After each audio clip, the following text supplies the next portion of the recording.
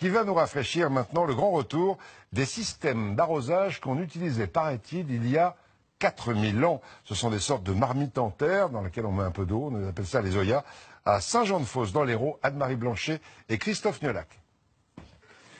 Sur les hauts de la colline de Costebelle, le jardin d'André Martin resplendit malgré la sécheresse. Son secret, les Oyas. Et il y a l'Oya au pied, évidemment, sinon pratiquement il n'y aurait pas de fleurs.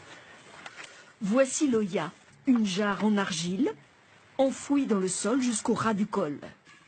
On la remplit d'eau avant de l'obturer avec un couvercle. Le paillage, ça c'est capital, hein, pour conserver l'humidité. Si l'humidité fiche le camp, c'est pas la peine de mettre les Oyas. Poreuse, l'argile permet à l'eau de suinter directement au niveau des racines, lentement, sans perte. Une technique 2 à 3 fois moins gourmande en eau qu'un arrosage classique. Quand je vois une plante qui souffre, j'y mets un Oya, ou 2, suivant le cas. Avec les goutteurs, on divise par 2 la consommation, et avec les Oyas, on divise encore par 2. C'est énorme. Et surtout, ça a stoppé la mort du palmier. Un palmier qui mourait de soif, comme en témoigne encore la pointe des palmes.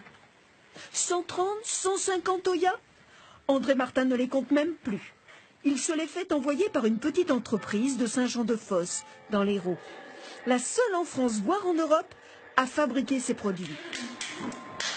100% d'argile, façonnée à main d'homme, de femme, sur place. Ce qui est difficile, c'est de centrer la matière, de se centrer soi, et après de rester dans un axe comme ça.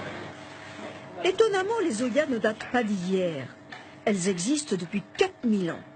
Les voici sorties de l'oubli grâce à cette jeune entreprise qui les a perfectionnées.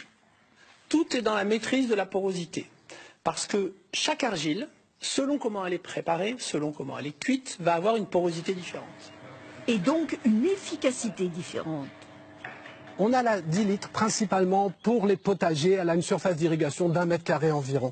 On a la 5 litres qu'on va utiliser principalement pour les grands massifs fleuris et le lancement des arbustes. La 1,5 litre qui va partir plutôt dans les grands pots et pour les agrumes par exemple. Et la 0,3 litres qui va très bien pour les balconnières et les jardinières. L'entreprise a même créé ce petit modèle qui se plante dans la terre pour ceux qui n'ont pas de place.